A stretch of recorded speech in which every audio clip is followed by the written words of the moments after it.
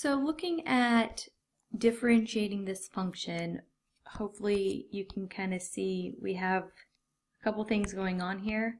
We have a product rule, so we're going to use the formula,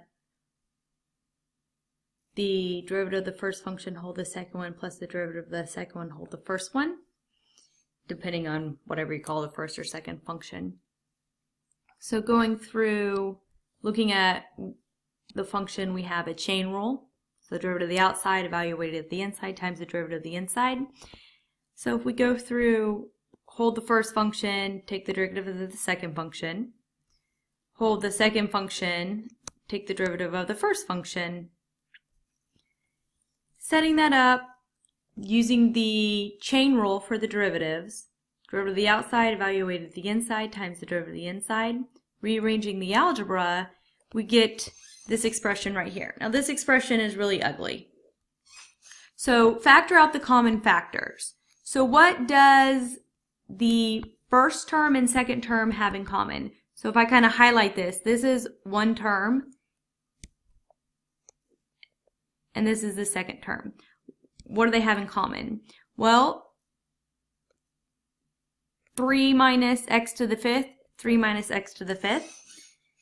So I could pull out 3 minus x to the fifth.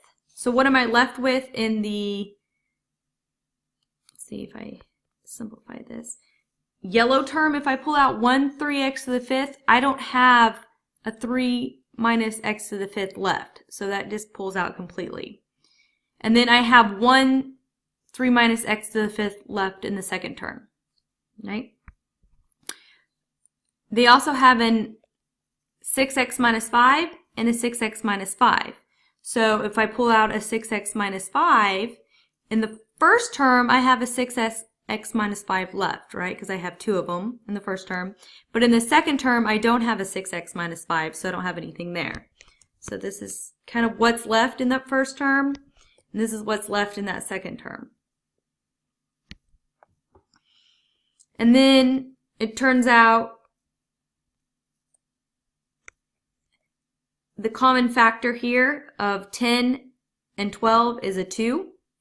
So if I pull out a 2 in the minus 10x to the fourth, I'm left with a minus 5x to the fourth. And if I pull out a 2 of the 12, I'm left with a 6 in the blue term. So if you were to distribute the 3 boxes out front to the 2 terms within the big brackets, you would have the same expression that you have up here. So just cleaning it up a little bit, mostly cleaning up what's in the brackets, right? Distributing the minus 5x to the fourth to the 2 terms and distributing the 6 to the 2 terms. And simplifying, we get minus 36x to the fifth plus 25x to the fourth plus 18. See the coefficient out in front stays the same. We don't want to do anything crazy with that. And then that simplifies the derivative. And this is complex and crazy what's going on there, but the rest of it's algebra. So up to the point of factoring out the common factors is calculus, the rest algebra. So hopefully that can kind of make sense there. If you can break down what do they have in common, what can I pull out, what do I have left, and simplify. If you have any other questions, please let me know.